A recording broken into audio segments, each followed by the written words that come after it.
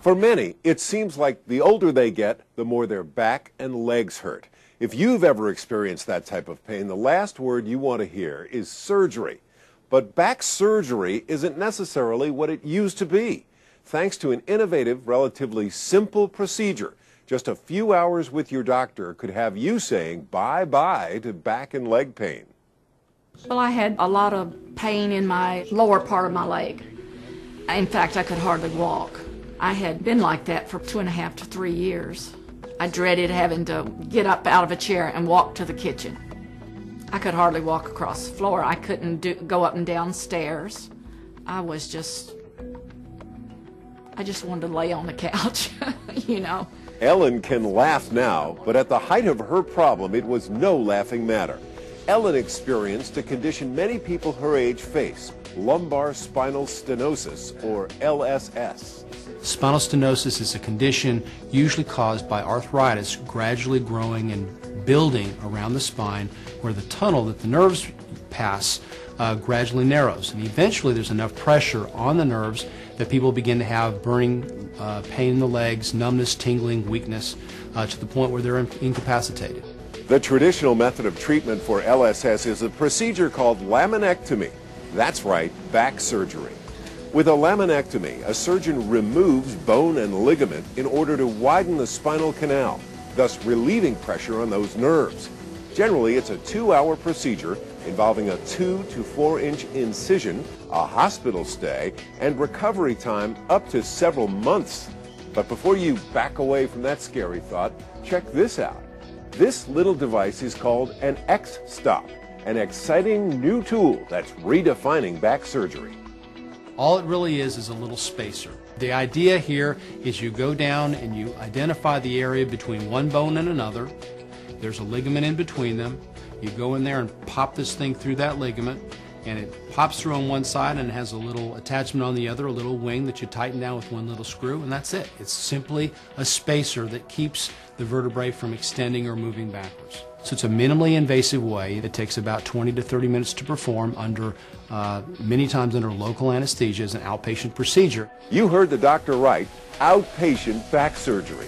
With the X-Stop procedure, surgeons are not only finished in a fraction of the time with similar success rates to laminectomy, but patients are dealing with incisions of about 1 inch or less and a recovery time of several weeks instead of several months. There's even an additional benefit to the X-Stop. It also is completely reversible, so if it happens to be that it doesn't work, you can always just go in there and one little screw, it pops out, and then you can go in and do the surgery that you would have done. Ellen, like the majority of X-Stop surgical patients, did get relief, to say the least. It was great. It relieved it instantly. I had no more pain. My supervisor at work told me one day that she was so glad to see me back as myself than in all the pain that I had been in. No, everything is, it's great now that I can go places and do things. My daughter's a big shopper, and we go shopping a lot. I couldn't go with her. I didn't want to go. I didn't want to go to the movies. I didn't want to do anything. And now, I can do whatever I want. It's like a whole new life. It's just getting another lease on life, really. Joining me now is physical therapist Kevin Dorsey. And Kevin, welcome to Smart Medicine. Well, thank you. It's good to be here, Joe. Well, thank you. We're talking about lower back pain. And let me ask you a question about folks who are not a candidate for surgery. What kind of options do they have when it comes to their lower back pain? Well, there are quite a few options, Joe.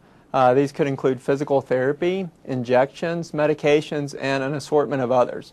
Now, from a physical therapy perspective, that might include strengthening, stretching, water or aquatic therapy exercises, or manual therapy. The manual therapy would be where a physical therapist uses their hands to move a joint or other soft tissue. Physical therapy can also include ultrasound, electrical stimulation, traction, heat, cold, braces, posture, activities of daily living training, and others.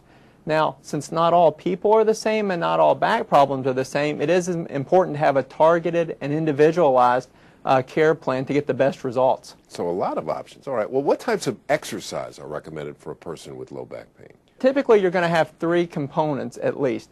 a core stabilization program, a posture component, and a flexibility component as well.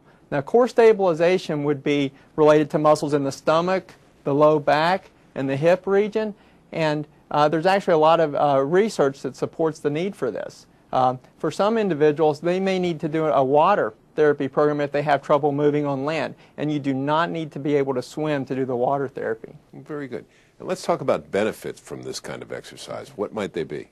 Well, there are actually quite a few benefits, Joe. If a person can improve their core strength, their posture, their flexibility, and their overall fitness, there's a better chance they're going to have decreased pain and be able to do more of the things they want to do and need to do. Important. Thank you very, very much, Kevin Dorsey. Well, to learn more about this topic, head on over to WKNO.org and click on the Smart Medicine icon, or check out BaptistOnline.org.